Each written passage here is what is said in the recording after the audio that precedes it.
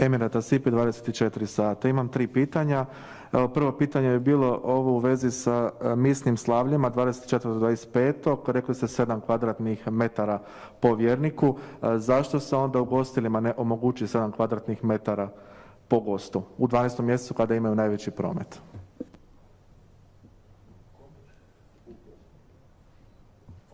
Ugostiteljima.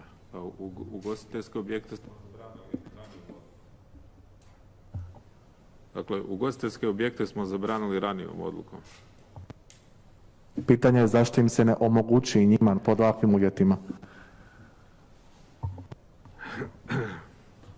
Dakle, odgovor je zašto im se ne omogući, zapravo nemoguće. Iz razloga što mi uporno sa vama komuniciramo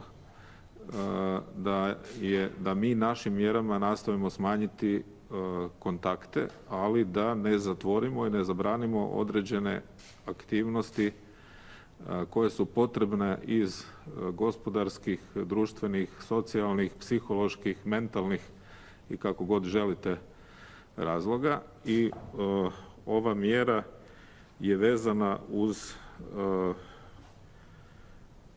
poštivanje želja i potreba vjernika za duhovnim mirom i sa potrebom da se proslavi ovaj blagdan. Dakle, mi nismo, inače znate da su vjerska slavlja dopuštena sa ukupno 25 vjernika koji se nalaze na jednom mjestu, kao i sva druga mjesta gdje se građani okupljaju, ali za Badnjak i za Božić smo, dakle, ta 2 dana smo dopustili da to bude uz minimalni epidemiološki rizik, a da se ipak omogući ovo što sam rekao, dakle, da vjernici proslave ovaj blagdan.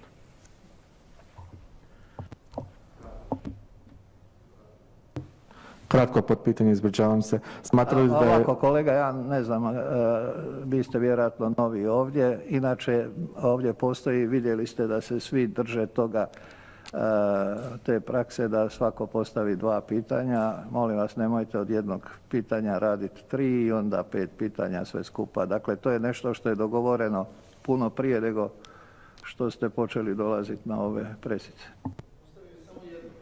Ne